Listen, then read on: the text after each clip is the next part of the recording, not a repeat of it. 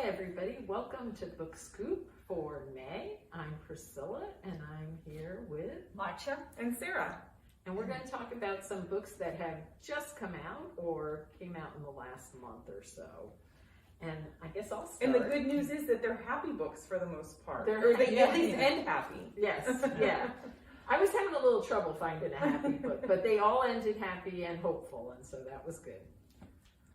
So I read two, and the first one is a memoir by Delia Ephron called Left on 10th, A Second Chance at Life. And quite a bit of heartache in this book. It starts after her sister has died of leukemia, and then her husband gets cancer and dies. And in the midst of grief and trying to,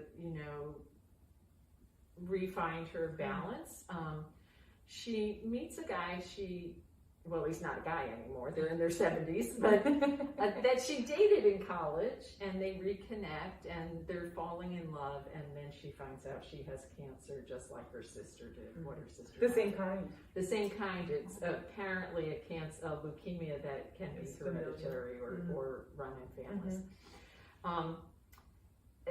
It ends on a hopeful note. Obviously, she wrote it, she survived, but I think the thing that I really took away from the book was how important friendship and family were to getting her through. Getting her through. Getting her through, and it does end on a hopeful note, and is a story filled with grief, but also filled with incredible love. So. And so Priscilla, Delia, her sister is Nora Ephron, who was a very famous screenwriter and author. She wrote the book, what's the name of that book? I Feel Sorry for My Neck, or I Apologize for My Neck or something. It was about growing old, and just a very humorous author. And one of the things that comes up in this book a lot was how much the science had changed between when Nora died and Delia got diagnosed, because Delia was really afraid that the same thing was going to happen to her. Sure. And the doctors kept saying to her, "You are not your sister. Your cancer is not your sister's cancer." And so just that time period of advances made a difference for her. So. The second book I read, which is a novel, was Marrying the Ketchups. This is supposed to be a humorous book. It is pretty funny, but it also is a realistic book. So deals with life and all its tragedies and triumphs. Starts in the fall of 2016, this is a family called the Sullivans who 3 generations have run this restaurant in Chicago. And the grandfather started the restaurant. The grandfather is kind of the heartbeat of the family and the restaurant. And in the course of 3 weeks in 2016, they're big Cubs fans. The Cubs win the World Series, which they never expected to happen. The grandfather dies, which they never expected to happen. And Trump gets elected, which they never expected to happen. And so it follows this family, particularly the 3 grandchildren, for the next year as they deal with this world that just is not what they were prepared for. They're like most of us, they're little messed up human beings, and they're dealing with relationships breaking up and getting, jobs and careers coming to an end, and, trying to figure out, realizing you're in your mid-30s and you haven't figured out life yet. There's a lot of heartbreak, but there's also another example of family and friends getting you through. And there's a lot of humor, and I keep thinking, you'd be reading about really bad things happening, and then you're laughing out loud because the author just has a way of really finding the funniness in the tragedy of it all. And also ends on a very hopeful note. So. And plus, if you read it, you find out what Marrying the Ketchups is all about. Where the ketchups come from. I just assumed that was their last name. American ketchups. Yeah. I kept thinking that was their last name too. It's a restaurant thing, and and it's really a restaurant book. It'll make you love eating. Perfect. Perfect. So that's a great book. Check it out. Okay, thank you. I read Tiny Dino, and it's about a little bird who goes about his day or her day saying, I'm a dinosaur, I'm a dinosaur. And she meets a frog and, now I forgot the animals. I practiced on this and now I forgot. A frog, a tortoise, and, a little mouse. And those three other animals keep questioning her, so how are you a dinosaur? And at the end of the book, you'll know whether or not the bird is really a dinosaur or not. They also meet a crocodile. And do you think that crocodiles and birds are related? Well, read the book and you'll find out. It has beautiful illustrations of dinosaurs, but also of the animals who talk in this book. So it's a wonderful. It is about nonfiction content, but it's presented as a little story, and it's a lovely book. And does it Check it have out. not some facts about dinosaurs? Oh yeah, in it too, that's why. right? Yeah, that's why I say it's yes, nonfiction.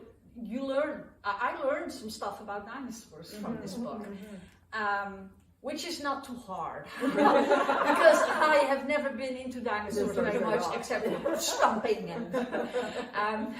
But I think I won't be the only one to Yes, find out yes. something about birds and crocodiles and dinosaurs. The second book is very much a fiction book, a story. Can Sophie Change the World? Sophie's grandpa has his birthday in a week and she wants to give him something because he's a very sweet man. And he said, I want a mitzvah, and a mitzvah is a good deed. And she thinks, how can you do that? And he had also said, yeah, I want you to give me a mitzvah, and by that way you change the world. And she doesn't understand that at all. But she thinks, okay, I'll just try and do good deeds. So every day, the next week, she does a good deed. But doesn't change, the world looks just the same. And then on her grandpa's birthday, her grandpa talks with her about her good deeds and explains to her how she has changed the world with her good deeds.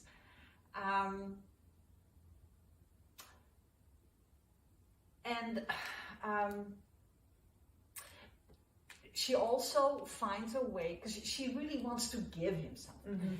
And she finds a way with her grandpa to make something, a craft, that symbolizes her good deeds, and she can then give that to her grandfather.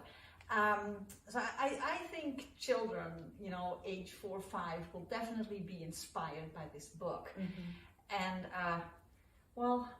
doing something nice for other people on a daily basis is something we could all, take as a goal in life.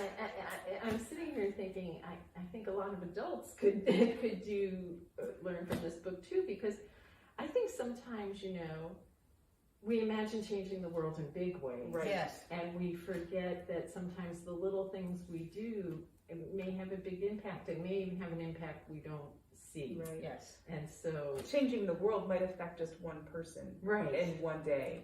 Yeah. It doesn't Yeah. mean it affects the whole Whole world world. or your whole community or anything like that, but Right. affecting one person can still change the The world. world. Yeah. Yeah. Exactly. Yeah. Exactly. Yeah. Yeah.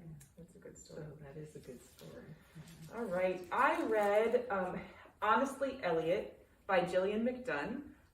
This is a great book for 4th, 5th, 6th graders. You meet Elliot. Elliot has ADHD, which is just kind of interesting. You don't often find a book written specifically about a boy with ADHD, but he's very clear about how it feels to have your mind going 100 million different directions and like someone was talking to you and you're totally not paying attention to them.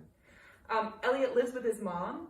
His dad got remarried, and his new wife is expecting a baby. So Elliot is like kind of out of sorts. His dad doesn't understand him. They don't get along very well.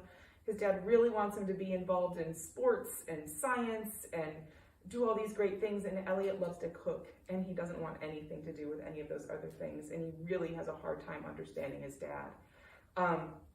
Also, his best friend moved away. His best friend was like the one friend he had who kind of got him and understood how he was and was okay with that. And he is out traveling with his family and not around. Elliot starts 6th grade, which is the first time that all of the elementary schools come together. So there's lots of kids. They have a big project that they have to do each year that is presented to the entire community. It was kind of a cool idea. Wow. Like they have, well, read it, you'll see. So he is hoping to be with the boys that he sits with at lunch, but they look at him and said, no, we don't want you in our group. So there he is sitting by himself, no group. And the popular has it all together girl ends up without a partner either. And so they end up together, and he cannot figure out how this is going to work.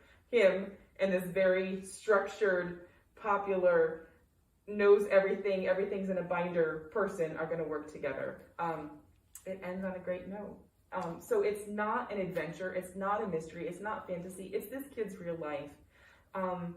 And it's kind of fun to read a book that, you know, it's kind of struggling and he figures it out. It's not all figured out in the end, but he figures things out and he can continue on with his life. So honestly, Elliot is the name of the book.